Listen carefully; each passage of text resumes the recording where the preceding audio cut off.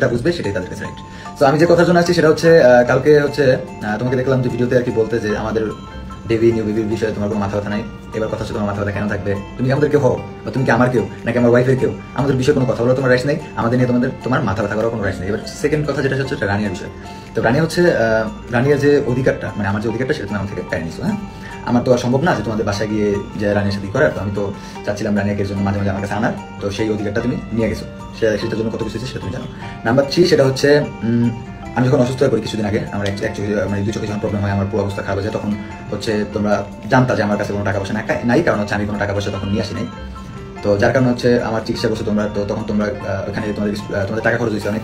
তো যার ফলে কি হয়েছে, আমার যখন গ্রেনার পেমেন্টগুলো সেই পেমেন্টটা তুমি আটকাই দিছো, মানে চিকিৎসা করেছো ওইখানে যে মোট টাকা হয়েছে তার থেকে ওই টাকাটা আটকাই দিছো। ঠিক আছে, যেটা রাখছো আবার পরে আবার রাখবা। যাই হোক, এই টাকাটার জন্য যেহেতু হচ্ছে আমি পুরো জিরো ছিলাম, সেই টাকাটার জন্য আমি আমার পার্সোনাল কিছু প্রবলেম তোমাদের কাছে শেয়ার করছি যে আমি একটু প্রবলেমে আছি হ্যান ত্যান, এই সুবিধে বা হয়তো রাসেলকে আমি অনেকবার কল দিচ্ছি বা মেসেজ দিচ্ছি বা অনেক কথা হয়েছে।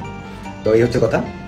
এখন কথা হচ্ছে একটা রিকোয়েস্ট থাকবে, সেটা হচ্ছে যেমন আমরা প্রত্যেকটা মানুষ নিজের একটা সেলফ রেসপেক্ট আছে, নিজের একটা লজ্জা আছে। যদি অবশ্যই আমাদের নিজেদের লজ্জা থাকে, সেলফ রেসপেক্ট থাকে, আমরা ওই ব্যক্তির সম্পর্কে কখনো কোনো কথা বলবো না বা কোথাও কোনো ক্যাপশন দিব না বা কিচ্ছু করবো না যে ব্যক্তিকে আমরা ঘৃণা করি। ঠিক আছে, এবার কে দোষী কে নির্দোষ সেটা প্রমাণ এখন আর করা লাগবে না, সমস্যা নেই। ওকে, বাচ্চার মা হবে বলে রাজা এই ভিডিওতে আকিকে চরম আকারে ঘৃণার কথা বলেছে। সে নিজে মুখে বলেছে যে আমরা তাকে ঘৃণা করি। রাজা যখন অসুস্থ হয়ে পড়ে তখন তার কাছে কোনো টাকা পয়সা ছিল না, তখন সে কোনো টাকা পয়সা নিয়ে আসেনি, তখন তার চিকিৎসা করেছিল, কিন্তু অনেক টাকা খরচ হয়ে যায় এই চিকিৎসার ক্ষেত্রে। পরে যখন রাজা ভিডিও করে ইনকাম করেছিল তখন সেই টাকা আটকিয়ে রেখে রাজার কাছ থেকে টাকা আদায় করে। মূলত এই টাকার জন্য রাজাকে অনেক সমস্যার সম্মুখীন হতে হয়। সেই প্রবলেম থেকে সে মিডিয়ার সামনে কিছু তার সুবিধা অসুবিধার কথা প্রকাশ করে। রাজা নিজে মুখে বলেছে প্রত্যেক মানুষেরই লজ্জা আছে, আর সেই লজ্জা থেকে আমার ব্যক্তি সম্পর্কে কখনোই কোনো কথা বলবো না।